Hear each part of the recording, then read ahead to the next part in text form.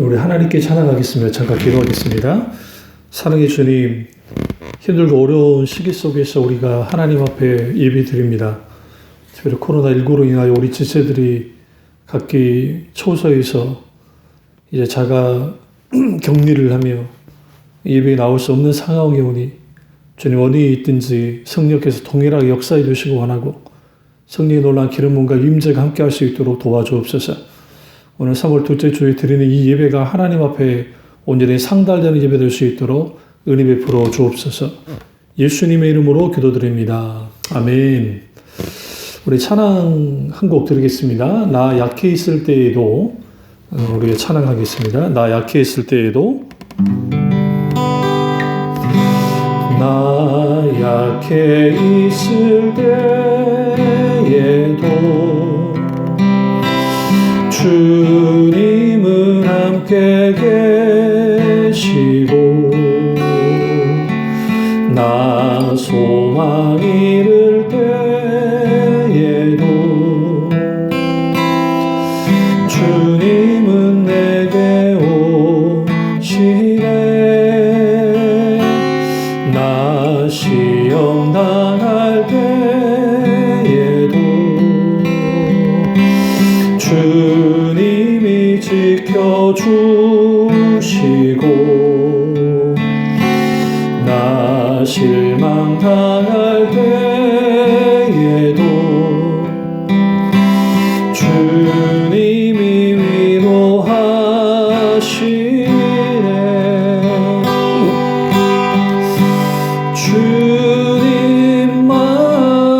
주님만이 내 힘이시며 오 주님만이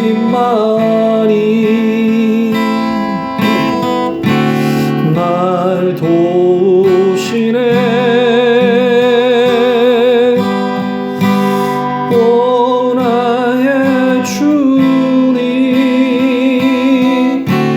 내 아버지여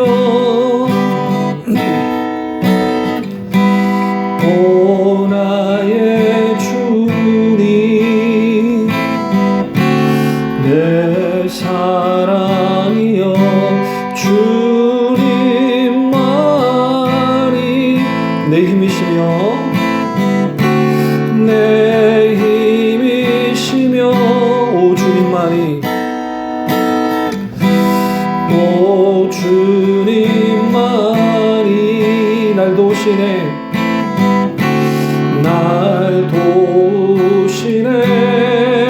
오 나의 주님 오 나의 주님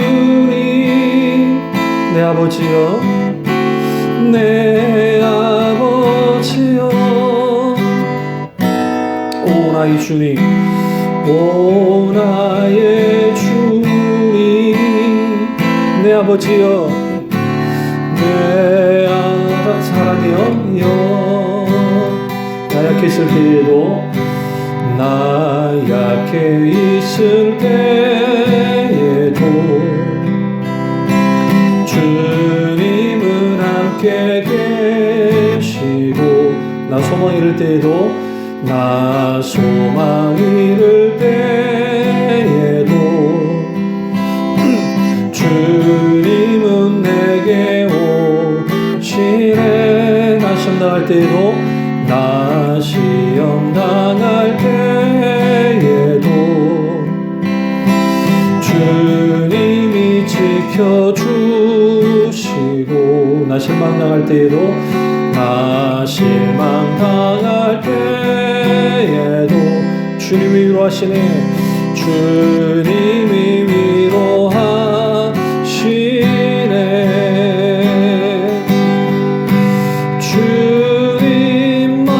주님만이 내 힘이시며 오 주님만이 날 도우시네.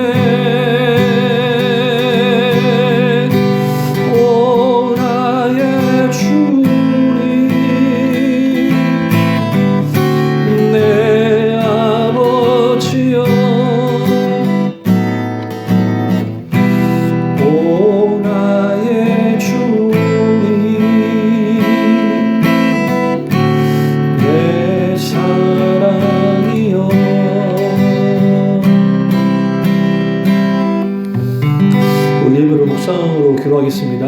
주 우리 예배 감당하는 함께해 주세요.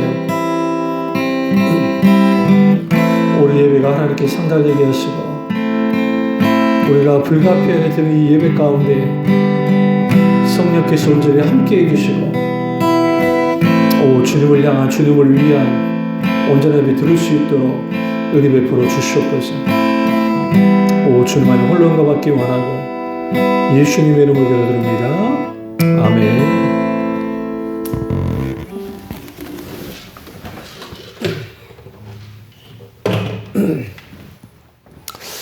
하나님의 말씀 보겠습니다. 하나님의 말씀은 골로새서 3장 16절입니다. 하나님의 말씀은 골로새서 3장 16절입니다.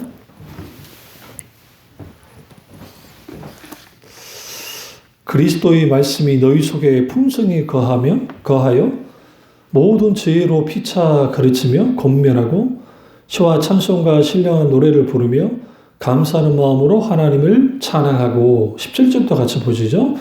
또 무엇을 하든지 말이나 일이나 다 주 예수 그리스도의 이름으로 하고 그를 힘입어 하나님 아버지께 감사하라. 아멘. 말씀 제목은 말씀 속에 풍성히 가하라 라는 제목으로 말씀을 나누겠습니다. 말씀 속에 풍성히 가하라 라는 말씀을 나누도록 하겠습니다. 코로나19 오미크론이 위세를 떨치면서 우리 교회 우리 성도님들도 여러 가정이 힘들고 어려운 상황에 있게 되어져서 긴급하게 오늘 예배 전체 어떤 실황으로서의 예배를 미리 이제 제가 녹화를 하고 그리고 이제 같이 예배를 드리도록 준비를 했습니다. 계속 중보 기도를 하고 있고요. 또 힘들고 어려운 시기 주님 안에서 잘들 이겨내기를 바라겠고 또 이러한 상황 속에서 좀 더 주님 더 깊이 찾고 또 주님 은혜가 함께하기를 축원합니다. 이제 집에서 예배를 드리다 보면 아무래도 좀 흐트러질 수 있으니까 여러분들이 분위기도 좀 조성을 하시고 같이 이제 이렇게 하나님께 온전히 예배를 드렸으면 좋겠습니다.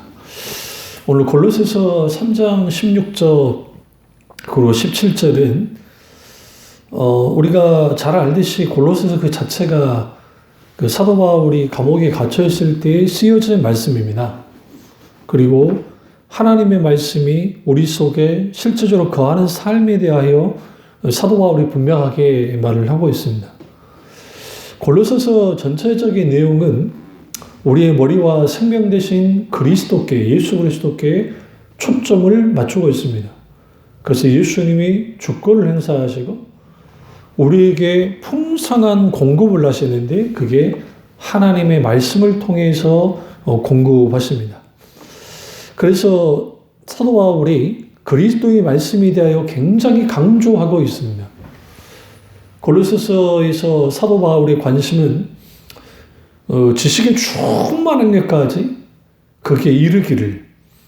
그러니까 그리스도께서 우리에게 주신 말씀, 그 말씀의 풍요로움을 누릴 뿐만 아니라 그 충만한 가운데 있게 되어지고 또 그 말씀을 우리가 살아내는 삶을 우리가 온전히 살아내야 된다는 것을 우리에게 가르치고 있습니다.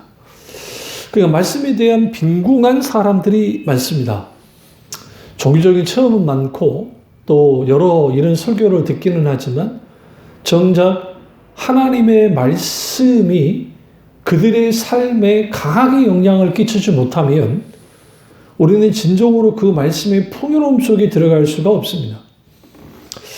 왜 우리가 영적으로 빈곤한 상태에 빠지느냐? 그것은 하나님의 말씀이 신자 안에 거하지 못하기 때문에 그렇습니다.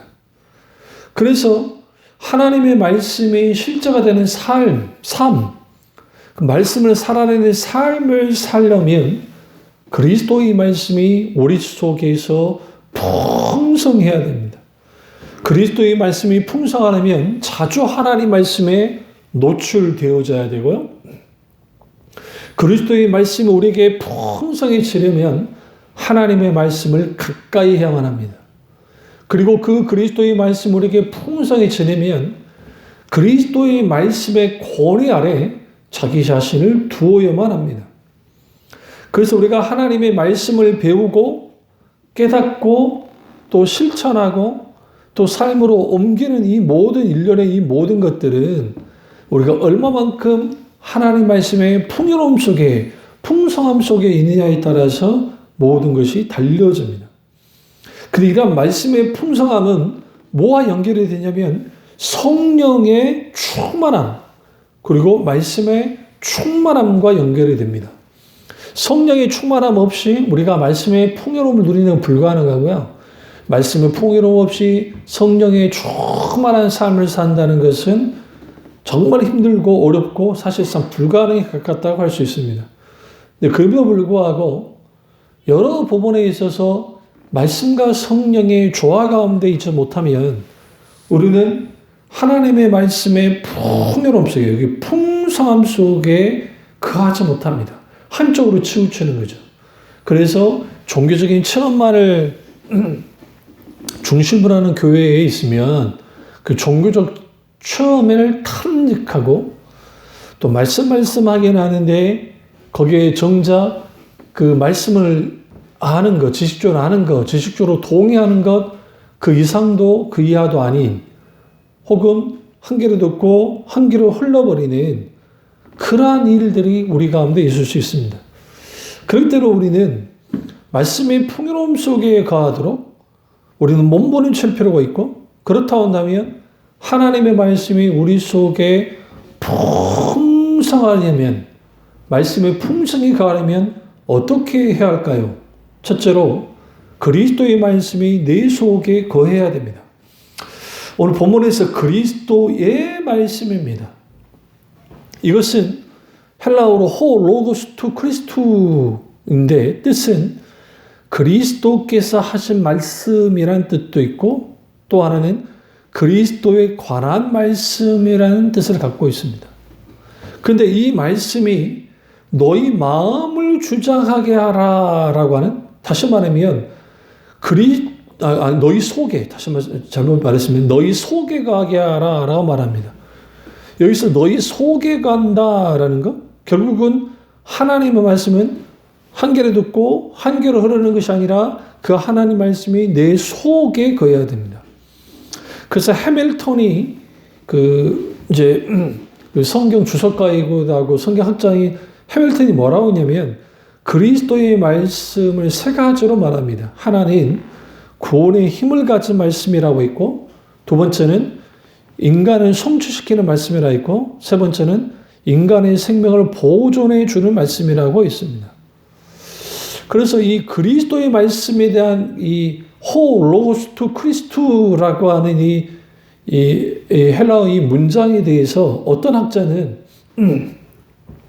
그 주격적 소유격으로 해석하고 해서 그리스도가 하신 말씀이라고 주장하기도 합니다. 그러니까 그런데 이건 굳이 주격적 소유격으로 해석할 이유는 없어요. 왜냐하면 사실 여기서 나오는 이 그 헬라어 소유격이 이게 목적격이 되기도 하기 때문에 그래서 이 말씀을 어떻게 이해해야 되냐면 그리스도의 말씀은 그리스도께서 직접 하신 말씀 혹은 그리스도에 관한 말씀이라고 우리가 볼 수가 있습니다. 그렇다고 한다면 그리스도께서 우리에게 하신 말씀 중요한 것은 그 말씀이 내게 속에 들어와야 된다는 거예요. 그가 사람들마다 설교를 듣고 말씀을 이제 읽는데 그것이 그냥 머릿속에만 있고 혹은 한 귀로 듣고 한 귀로 흘려버리고 또 이게 무슨 말씀인지 모르는 그런 상황에 빠질 때가 있습니다. 그러다 보면 하나님 말씀이 우리 속에 들어오지 못하는 거야. 그 왜 하나님 말씀이 우리 속에 들어오지 못하느냐? 그 이유는 그 하나님의 말씀이 나의 말씀으로서 받아들여져야 되는데 흔히 우리가 어떤 실수를 쉽게 하냐면 설교를 하는 목사님도 또 설교를 듣고 있는 교우들도 그 많은 부분에서 어떤 실수를 하냐면 어떤 말씀이 들려졌어요. 근데 이 말씀은 저 사람이 들어야 돼. 저 사람을 향한 말씀이야. 그러면 안 되는 거예요. 사실은 그 말씀은 내가 드려야 될 말씀이라는 태도를 가져야 됩니다. 그래야 말씀이 우리 속에 거하는 거예요. 그러니까 말씀이 우리 안에 있는 것과 말씀 우리 밖에 있는 것은 전혀 다릅니다.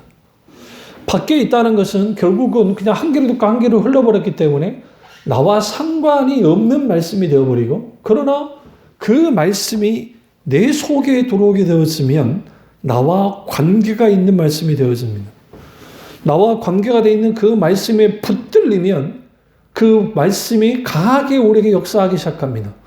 때로는 내게 힘을 주고, 때로는 내게 권면하기도 하고, 때로는 나를 책망하기도 하고, 때로는 내게 바른 길을 깨닫게 하기도 하고 인도해 주기도 하는 그러한 놀라운 역사가 우리 속에 들어온 말씀, 그 그리스도의 말씀이 우리 가운데 그렇게 역사하는 거예요. 이 부분에 대해서 예수님이 잘 말씀하셨는데 그 씨 뿌리는 비유 속에서 잘 말씀했습니다. 씨 뿌리는 비유 속에서 우리가 정확하게 이해할 게 뭐냐면 그 씨는 아무 이상이 없었습니다. 그 씨는 좋은 씨앗이었습니다. 근데 그 좋은 씨앗인 그 씨가 땅에 떨어졌는데, 근데 예수님이 이걸 네 가지 밭의 상태에 대해서 말씀했습니다. 하나는 돌짝밭, 하나는 가시밭, 하나는 길가밭, 하나는 옥토밭이라고 말씀했습니다. 그리고 공이 똑같이 씨가 뿌려졌습니다. 여기서 씨는 하나님의 말씀입니다. 하나님 말씀이 똑같이 뿌려졌는데 어떤 사람에게는 옥토밭 같은 마음을 갖고 있는 사람에는 그 씨가 땅에 떨어졌고 깊숙이 뿌리를 내립니다. 다시 한번 말씀이 깊숙이 그 영혼 속에 들어가서 30배, 60배, 100배의 결실을 맺게 합니다. 그런데 문제는 나머지 밭들이에요. 길가밭, 돌짝밭, 그리고 가시밭. 여기서 재밌는 게 뭘 알 수 있냐면 순서대로, 그러니까 시간 순서대로 말씀이 시들어지고 그냥 타서 말씀이 사라져버리는 거예요. 길가밭은 즉시 말씀을 듣긴 했는데 사탄이 와서 채가버립니다. 그래서 말씀이 그 속에 들어가지 못하는 것이죠. 돌짝밭은 이제 씨가 뿌려졌습니다. 정오의 태양이 있을 때 씨는 뿌리지 않겠죠. 이스라엘은 너무너무 덥기 때문에 서늘할 때 그 씨를 뿌립니다. 우리나라도 여름 같은 경우에 농사 짓는 분들이 무슨 대낮에 용사하지 않잖아요. 피하시잖아요.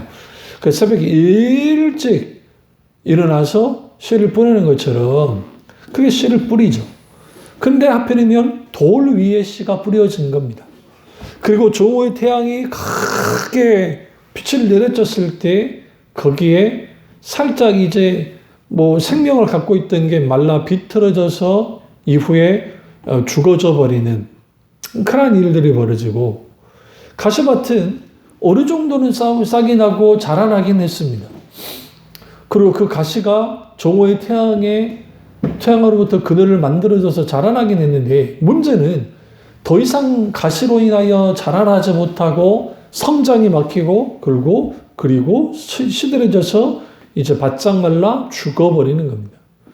여기서 우리는 무엇을 알 수 있냐면 한 사람의 마음에 길가밭, 돌짝밭, 그리고 가시밭, 그리고 옥토밭 같은 마음의 상태를 가지고 있는 건 분명한 사실입니다. 그래서 어떤 밭이 크냐에 따라서 이 사람이 하나님의 말씀을 받는 것이 달라져요. 그래서 예수님이 말씀하셨던 그 네 가지 밭의 비유라고 하기가 좀 애매한 게 뭐냐면, 농부가 씨를 뿌릴 때는, 그러니까 이스라엘의 농사법이 우리 농사법과 다르다 했잖아요. 우리는 먼저 밭을 갈고 그 다음에 씨를 뿌리지만 이스라엘은 씨를 먼저 뿌리고 그리고 난 다음에 밭을 갑니다. 그러다 보니 돌 위에 씨가 뿌려지고 그 돌을 제거하지 못할 수 있고 가시밭을 제거하지 못할 수 있고 길가에 떨어지기도 하는 거야. 왜? 그걸 갈아엎지 않으면, 밭을 갈아엎지 않으면 그게 길이 돼버리는 것이고, 돌을 걸러내지 않으면 그 돌 위에 또 씨가 뿌려지는 것이고, 그리고 가시밭에 들어가면 가시밭에 있게 되는 거예요. 그러면 그런 상태 속에서 결국은 우리가 어떤 마음의 밭을 갖고 있느냐에 따라서 하나님의 말씀이 내 속에 거하기도 하고 내 속에 거하지 않기도 하다라는 사실이에요. 이게 아주 중요합니다. 근데 재미있는 게 그리스도의 말씀이 너희 속에 풍성히 거한다는 표현이 이게 아주 중요해요. 이게 왜 그러냐면 헬라어로 엔노이케오라고 하는 헬라어 단어인데 이게 살집을 마련하는 것을 의미합니다. 여기서 살집을 마련한다는 것은 잠깐 그냥 어디에 살다가 그리고 가는 그런 집이 아니고 내가 평생 내가 살기 위해서 사는 집을 의미하는 겁니다. 다시 말하면 내가 마음 놓고 활동할 수 있는 그 보금자리, 그게 거한다라는 표현이에요. 그래서 이 엔노이케오라고 헬라어 단어는 집 안에 거한다, 혹은 집 안에 있다, 혹은 내주하다라는 뜻을 갖고 있습니다. 그리스도의 말씀이 내 안에 거해야 돼요. 우리 안에 거해야 돼요. 우리 안에 말씀이 내주해야 돼요. 그런데 우리 안에 그 말씀이 내주해야 되는데 중요한 것은 이 헬라어 단어 엔노이케오라고 하는 헬라어 단어가 집을 마련하다라는 의미를 갖고 있다고 했으니 당연히 우리의 마음의 밭이 갈아엎어져야 돼요. 다시 말하면 말씀을 담을 만한 집이 되어져야 된다라는 겁니다. 그래서 선지자들이 묵은 땅을 기경하라고 그토록 이스라엘 백성들에게 그토록 아모스 선지자도 그렇고 그렇게 했던 이유는 뭐냐면 그 묵은 땅을 온전히 갈아엎어지는 그 놀라운 하나님의 그 은혜, 역사가 있지 못하면 아무리 생명력이 넘치는 말씀이 주어진다 할지라도 그 말씀의 씨앗이 땅에 떨어져서 뿌리를 깊이 내리지 못하고 설사 내린다 할지라도 가시에 막혀서 혹은 돌에 뿌려진 씨가 깊이 그 뿌리를 내리지 못하면 해서 다 죽어버리는 그러한 상황 속에, 상태 속에 빠지는 겁니다. 그래서 우리는 반드시 우리가 말씀 안에 가야 되고, 그러면 내 속에 그 하나님의 말씀이 우리 속에 담겨져야 되고, 동시적으로 교회 공동체 속에서도 하나님의 말씀이 담겨져야 되는 거예요. 그런 의미에서 교회 공동체를 성령 공동체 혹은 말씀 공동체라는 이유는 뭐냐면 교회는 하나님의 말씀이 우리 가운데 깊이 들어와서 우리가 그 말씀이 우리 속에 강하게 역사되어질 때 그것이 단순히 스쳐 지나가는 말씀이 아니라 내게 잠재적으로 강하게 영향을 끼치고 내게 영적인 영양분을, 말씀의 영양분을 공급할 뿐만 아니라 그 말씀의 뿌리가 깊이 그리스도께 내리게 해서 그 진리요 생명 되신 그리스도의 말씀이 우리 안에 거하는 것, 거주하는 것 같은 그러한 상태가 되어야 된다는 거예요. 그래야 하나님의 말씀 안에 풍성하게 거할 수 있어요. 그래서 우리가 그 하나님의 말씀은 우리 가운데 강력하게 역사되어져야 되고, 그 역사되어지는 그 하나님의 말씀은 항상 우리가 어떠한 상황 속에 있든지 어떠한 환경 속에 있든지 하나님의 말씀에 붙들리고 말씀에 의해 이끌려가는 그러한 그리스도인이 되어야 되고, 그래서 우리가 하나님 말씀에 붙들린 사람은 반드시 또한 그 하나님의 말씀을, 그리스도의 말씀을 붙들어야만 합니다. 그러니까 위기가 오고 연약한 우리가 어떤 상황에 붙을 때 우리가 그 말씀을 붙들어야 되는 것처럼 우리는 철저하게 하나님의 말씀을 붙들고 한 걸음 한 걸음 우리가 나아갈 필요가 있습니다. 두 번째로 그리스도의 풍성한 말씀이 우리 속에 거해야만 합니다. 앞에는 내 속에 거해야 되고 우리 속에 거해야만 합니다. 앞서 잠깐 말했던 것처럼 우리 속에 간다라는 표현이 너희 속에라는 해석 가운데 가능하다고 말씀드렸는데, 중요한 것은 우리 속에 하나님의 말씀이 풍요로워짐을 통해서 그 말씀으로만 그냥 머무르는 것이 아니라 이게 뭐와 연결이 되냐면 예배와 연결되어져 나가는 겁니다. 그래서 풍성하다고 하는 헬라어, 이게 명사로도 쓰이기도 하고 형용사, 동사로 쓰이는데 약 그 성경에 63회 가까이 성경에 기록되어 있습니다. 그리고 이 유사한 그 단어까지 합하면 더 많습니다. 근데 그 가장 대표적인 그 헬라어가 프루시오스라고 하는 헬라어입니다. 그 뜻은 부한, 부요한, 풍성하냐는 뜻을 갖고 있어요.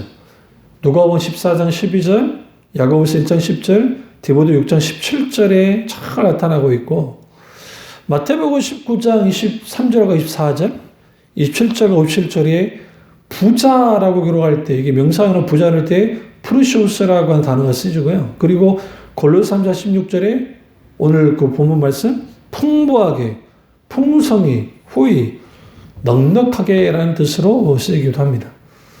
근데 여기서 그리스도의 말씀이 교회 공동체 안에서 충만해질 필요가 있어요. 그리고 그 그리스도의 말씀으로 우리 안에 그 말씀이 거하고 우리가 그 말씀에 거주해야만 합니다.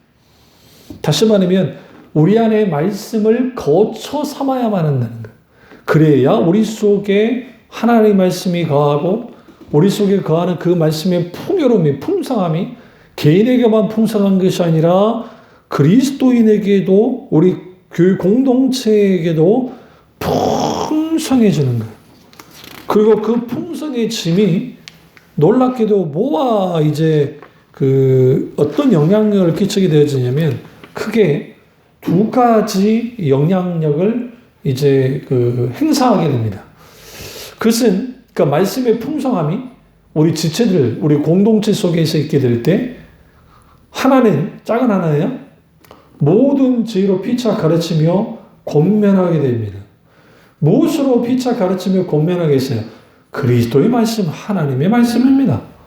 그래서 우리가 진리의 말씀을 내가 받아들이는 것도 중요하지만 또 우리 지체들과 공유하는 것도 중요합니다. 지체들 간에 교제를 나누실 때에 성경을 읽다가 깨달은 말씀이 있으면 같이 나누십시오. 그러면 이게 자연스럽게 그 말씀을 나누는 사람에게도 같이 전달되어집니다. 그리고 어떤 설교를 목사님의 설교를 들었는데 그 설교 가운데 깨달아지고 부딪혀진 말씀이 있으면 그걸 나 혼자 묵상하고 기도로 나간 거 참 귀하지만 동시적으로 다른 지체들과 또 그 말씀을 나눌 필요가 있습니다. 그럼 그것이 우리 다른 지체들에게 피차 가르치며 권면할 때 이 권면의 말씀이 되어지고 그리고 그 권면하는 이 일련의 이 모든 것들이 결국은 또 말씀을 가르치는 것까지 나아갈 수 있게 되어지는 거예요. 그래서 모든 지혜로 피차 가르치며 권면하다라는 것은 결국은 이 모든 지혜는 이 가르치고 권면하는 방법을 의미하는데 결국 그것은 같이 말씀을 나누는 것, 공유하는 것 이게 굉장히 중요해요. 그래서 교회 공동체가 하나님의 말씀을 공유하는 것, 그거 너무너무 아름다운 것이고요. 그 공유하면 공유할수록 말씀이 내게 이 정도 주어졌다고 한다면 그 말씀을 공유하면 이 말씀이 이렇게 사라지는 것이 아니라 다른 사람도 공히 그 말씀을 받아들이게 되고 이게 커지면 굉장한 큰 은혜가 말씀의 충만함이 있게 되는 겁니다. 또 두 번째는 작은 두 번째요. 공동체 안에, 교회 공동체 안에 말씀이 거하게 될 때에 있게 되는 영향력이에요. 그게 뭐냐면, 시와 찬미와 신령한 노래로 부르고 마음의 감사함으로 하나님을 찬양하게 됩니다.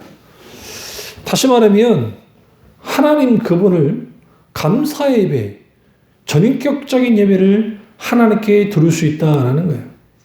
시와 찬미의 신령한 노래, 이걸 굳이 구별하면 시는 구약의 시편을 의미하고 찬미는 하나님께 드리는 축제의 찬양 혹은 그리스도인들에 의해서 작곡되어진 그런 찬송을 의미하기도 하고 신령한 노래는 하나님의 행위를 찬양하고 영광을 돌리는 노래. 다시 말하면 영적인 노래라고 말하는데 이걸 그 수직적인 노래. 그러니까 하나님 그분에게 마땅히 이렇게 드리는 거. 그래서 이걸 이제 이제 신학적으로 뭐 찬송가기도 그렇고 좀 구분을 할 때에 이제 우리가 시편송은 분명히 있었던 것이고요. 그러니까 시편송은 원래 있으니까 그렇고 그래서 근데 이제 그리스도인들이 그 작사 작곡한 찬양들 중에 자기가 신앙 경험받고 신앙 고백하는 것들을 나누는 거예요. 이걸 이제 가스펠 송이라 그래요.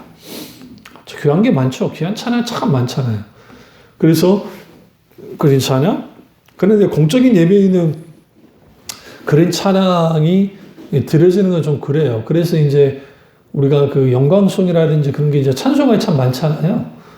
그래서 찬송가를 좀 많이 또 부르기도 하지만 또 동시적으로 직접 합법으로 드리는, 그러니까 하나님께 드리는 수직적인 찬양, 이걸 경배와 찬양이라는 표현을 쓰는데요. 물론 이 경배와 찬양 가운데 막 또 수평적 찬양에 막 들어오기도 하지만 그죠, 분별이 필요하고 어쨌든 하나님께 영광을 드리는 그러한 찬양을 드리게 되어지는 거예요. 근데 1년에 이 모든 것들이 우리의 교회 공동체 내에 말씀이 풀어올 때에 이렇게 나타나는 거예요. 그래서 우리가 하나님께 드리는 이러한 진정한 찬양은 감사와 하나님께 드려야 되고 진정한 하나님께 영광을 올려드려야 돼요. 그래서 우리가 시와 찬미의 신령한 노래라고 할 때 지금 이제 여러분의 이해를 돕기 위해서 세 가지 용어로 구별하긴 했지만 사실은 정확하게 구별한다는 것은 불가능합니다. 그런 의미에서 그 히브리서 13장 15절에 그 그리스도인들의 입술의 열매가 찬양이라 했던 것처럼 혹은 예배라고 했기 때문에 우리 가운데 있는 그 말씀의 풍요로움이 진정으로 하나님 앞에 진정한 예배를 드릴 수 있도록 해주는 거예요. 그래서 예배 회복은 말씀의 풍성함 속에서 가능해요. 그러니까 그 종교개혁이 일어났을 때에 그 종교개혁의 핵심은 사실은 첫째는 말씀으로 돌아가자. Back to the Bible. 말씀으로 돌아가자. 다른 하나는 예배개혁이었어요. 그러니까 그 진리의 말씀이 재발견되어지고 오직 의인은 믿음으로 말미암아 살리란가 같으니라고 하는 그런 진리.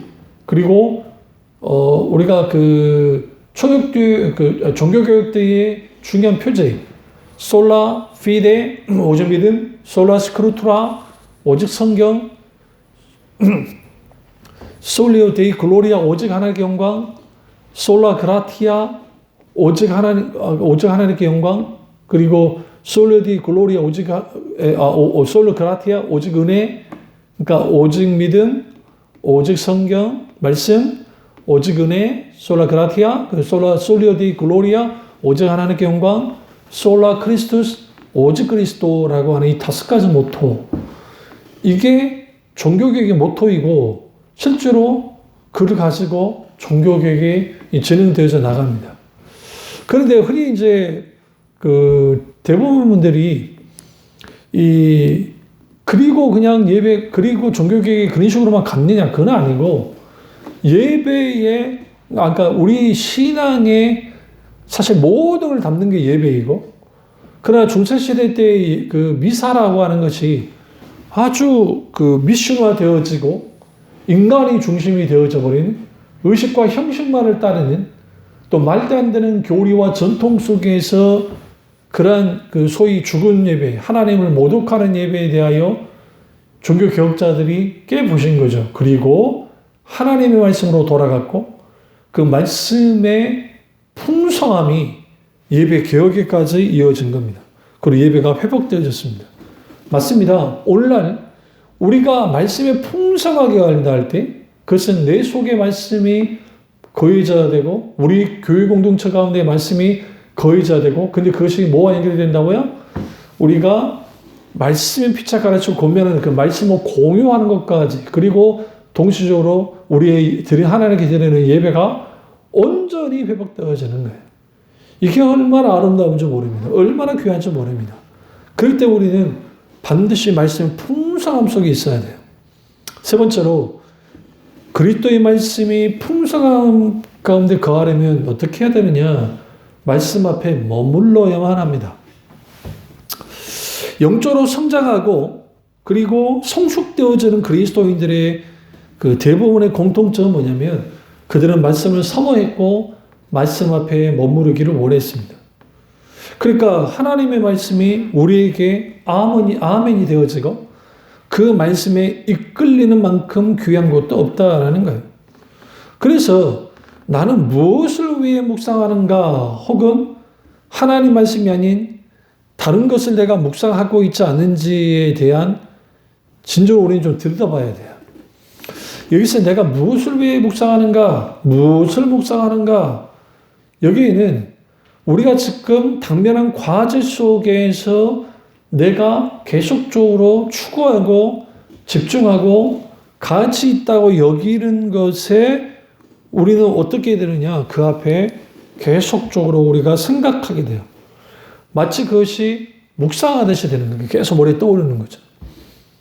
어떤 낚시에 막 거기에 열광하시는 분들은 그 낚시에 의해서 그렇게 되어지고 또 어떤 분들은 자기가 지금 주식 투자에 아니면 어떤 하는 일에 기타 등등 그게 머리에 가득 차는 것이 그걸 하는 거예요. 그러나 사실 하나님 말씀의 풍성함 속에서 그리스도의 말씀의 풍성함 속에 거하려면 반드시 묵상하는 삶이 따라가야 돼요. 묵상하는 삶이 따라가야 말씀의 실제가 되는 삶을 살고 또 묵상하는 삶이 따라가야 그 말씀 앞에 머무르게 되고 그 말씀 앞에 머무르게 될 때에 말씀의 풍성함 속에 있을 수 있게 되어집니다. 그러면 말씀의 묵상을 위한 그 단계가 있는데 잠깐 제가 이걸 여러분에게 말씀드리고 말씀 마무리하도록 하겠습니다.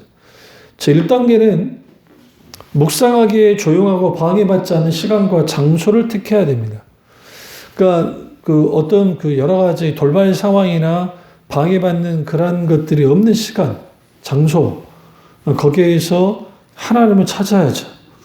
그래서 말씀을 읽든지 또 설교 말씀을 듣든지 그 방해받지 않은 그 시간 속에서, 장소 속에서 그렇게 우리가 묵상을 해야 되고, 두 번째 단계는 성경의 어느 부분부터 묵상을 해야 될지를 하나님께 기도하고 구의해야 됩니다. 덮어놓고 그냥 이렇게 묵상해야지가 아니라 하나님의 이런 상황과 환경 여건 속에서 내가 어떤 말씀으로 나아가기 원하시는지를 깊이 하나님께 물어보세요. 그러면 예를 들어 하나님이 창세기를 보기를 아니면 묵상하시기를 아니면 로마서를 아니면 기타 그런 말씀이 있게 되어지면 우리는 그 말씀을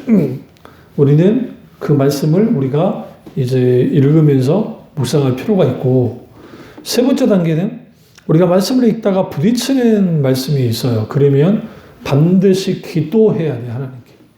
그리고 그 말씀이 진짜 그러한가? 성경에 베레아 교인들의 상고에 있다 하잖아요.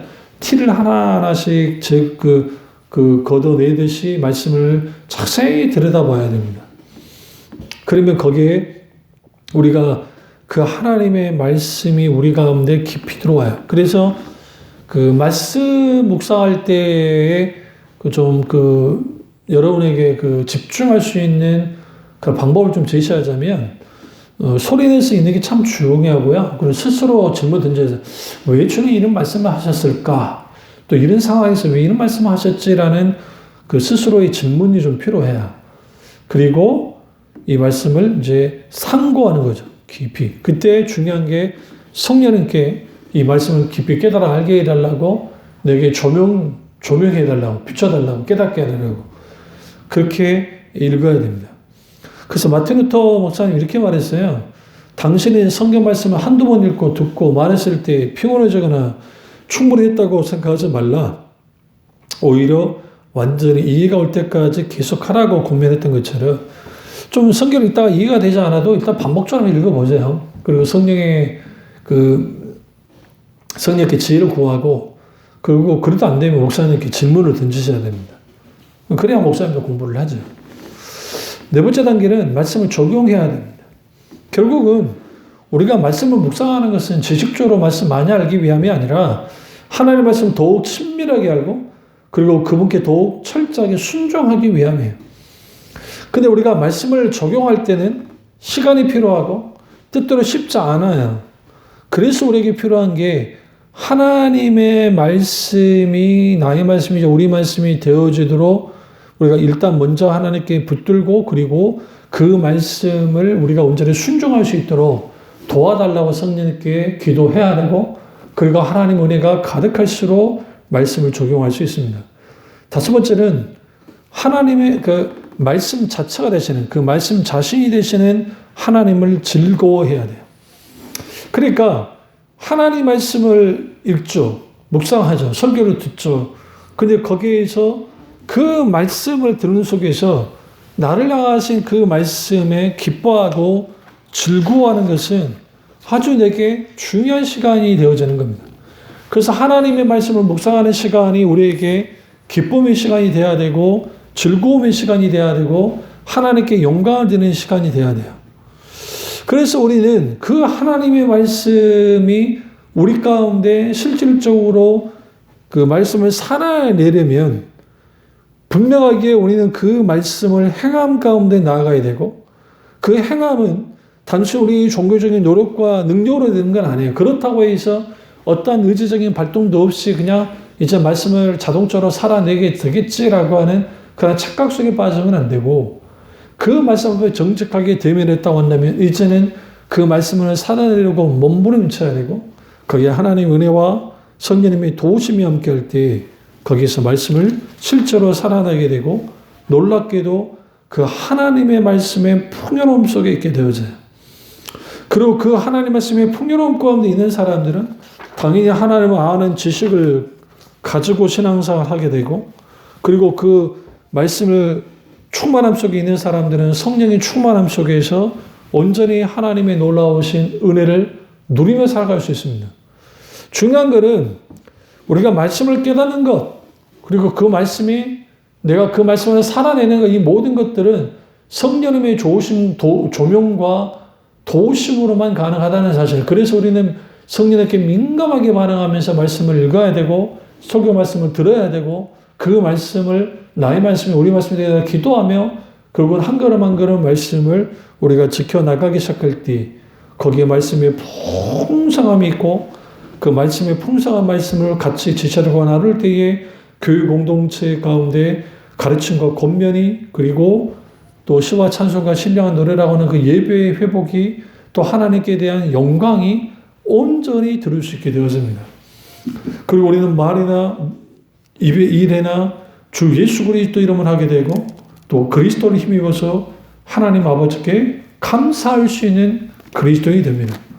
우리 이 사실을 깨닫고 정말 내가 하나님 앞에 진정으로 말씀에 풍성한 사람인가 아닌지를 우리 분명하게 깊이 깨달아 아는 교우들 되길 원하고 또 정말 이 말씀이 한 개를 듣고 한 개를 듣는 것이 아니라 우리 신비에 박혀서 이 말씀이 우리를 붙들고 우리가 말씀을 붙들리고 붙들림 속에서 놀라운 하나님의 말씀의 열매를 마음껏 누리는 교우들 되시기를 주님으로 축원합니다. 기도하겠습니다. 사랑의 주 역사하신 우리 주님, 우리는 연약하고 부족합니다. 그래서 필요한 게 성령님의 조명하심과 도우심입니다. 어떤 상황 속에서도 하나님이 우리 가운데 역사해 주시고 우리의 마음밭이 길가나 돌짝이나 가시밭이 아니라 옥토밭같이 되게 하시고 정말 우리가 진정으로 그 말씀을 받아 누릴 수 있도록 도와주시며 말씀의 풍요로운 풍성함 속에서 하나님 그분을 깊이 알고 사랑하며 하나님께만 영광 드리는 교우들 될 수 있도록 은혜 베풀어 주시옵소서. 주님을 혼란과 받기 원하고 예수님의 이름으로 기도드립니다. 아멘. 우리 찬양하시면서 하나님께 준비하신 분 드리겠습니다. 여러분들이 그 영장이 나오지 못했기 때문에 교회 홈페이지에 있는 그 교회 그 계좌가 있으니까요. 여러분 할 수 있으시면 그렇게 하시면 좋겠습니다.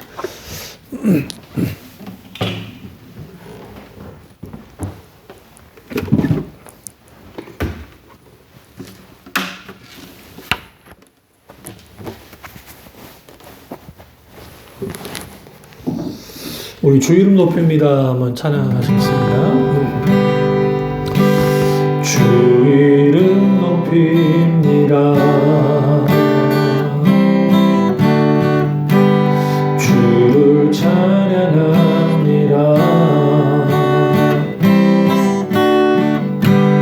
나를 구원하시려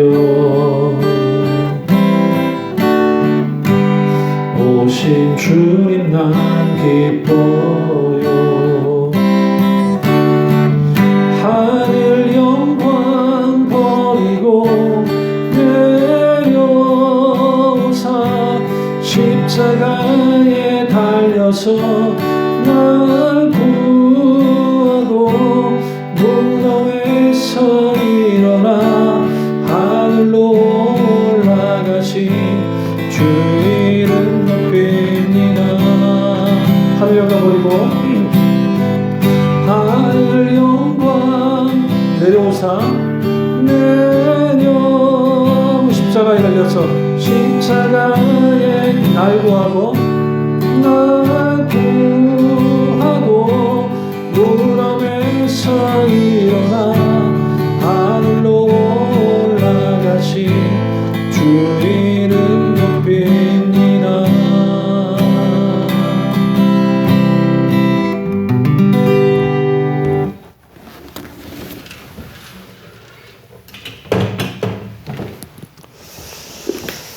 우리 다시 기도하겠습니다. 상의 주님, 역사의 주님, 우리의 약함을 만져주시고 우리가 어떤 상황과 환경과 여건 속에서도 그리스도의 말씀이 풍성하게 거하게 하시고 성령께서 늘 함께해 주옵소서. 믿음으로 드리는 예물 하나님이 받아주시고 하나님의 영광을 위해 귀히 쓰이게 하시며 때마다 순간마다 돕는 크신 은혜가 함께하게 하시고 또 우리 교우들 속에 자족함의 은혜 가운데 거할 수 있도록 베풀어 주시옵소서. 주님, 오늘 우리 연약한 지체들 늘 만져드시고 크고 놀라우신 하나님 은혜가 함께하는 교우들 될 수 있도록 은혜 베풀어 주시옵소서. 주님 안에 혼론과 받기 원하고 예수님의 이름으로 기도드립니다. 아멘. 다 같이 한번 기도하시는데요. 우리가 뭘 놓고 기도할 거냐면 주님, 우리 지금 코로나19를 걸려서 우리 있는 지체들, 우리 아이들 또 우리 지체들 하나님께서 놀랍게 치유하시고 회복해라 하시 기도하겠습니다. 사랑의 주의 역사하시고 은혜의 주 우리와 함께 하시고 코로나19로 인하여 좀 힘들고 어려운 상황 가운데 있사오니 우리 지체들 어떤 상황과 환경 여건 속에서도 하나님이 붙잡아 두시고 특별히 우리 허니연이 그리고 우리 민준이 강하게 하나님이 강력하게 붙잡아 두시고 또 우리 그 가족들, 집사님들, 가족들 다들 하나님께서 치밀하게 또 세밀하게 간섭하셔서 주님 붙들어 두시고 이런 힘들고 어려움, 이런 모든 상황을 주님 은혜 가운데 잘 감당하며 나갈 수 있도록 은혜 베풀어 주시옵소서. 온전히 주님 안에 혼란과 받기 원합니다. 주께서 크게 붙들어 주옵소서. 성령님 모셔서 오셔서 한 사람 한 사람 친밀한 성령의 기름을 부어 주옵소서. 치유의 기름을 부어 주옵소서. 강하게 붙들어 주옵소서. 우리 지체들 신앙이 흐트러지지 않도록 주님 만져주시고 성령께서 이 모든 부분 가운데 성령께서 만지시고 역사해 주시옵소서. 주님 안에 혼란과 받기 원하고 예수님의 이름으로 기도드립니다. 아멘. 이제는 우리 주 예수 그리스도의 은혜와 하나님의 사랑과 성령님의 내주 충만하심이 하나님 말씀에 풍성히 가하는 교우들 되기를 주님의 이름으로 축원하옵나이다. 아멘. 오 주님, 우리가 정말 하나님 말씀에 풍성하게 가게 하시고 주께서 온전히 역사하시고 주장하시며 성령께 인도해 주시옵소서. 온전히 주님을 혼란과 받기 원하며 예수님의 이름으로 기도드립니다. 아멘. 우리 하나님께 영광 받으시겠습니다. 예, 하나님 영광 받아 주옵소서. 우리 앞뒤 좌우로 주님 안에서 힘냅시다 한번 하겠습니다. 시작. 주님 안에서 힘냅시다. 예, 광고하겠습니다. 우리 지체들이 힘들고 어려움 가운데 있습니다. 우리가 또 오미크론이 기세를 떨치고 이제는 안전지대가 없는 것 같이 여겨지는데 좀 더 우리가 이럴 때일수록 주님 더 찾으시고 또 이럴 때일수록 더 힘내십시오. 우리 민준이 그다음에 우리 허니연이 힘내 화이팅. 그리고 정말 우리 지체들 다들 주님 안에서 평안하시고 또 믿음으로 다 승리하기를 바랍니다. 주님 안에서 화이팅 하십시오. 샬롬.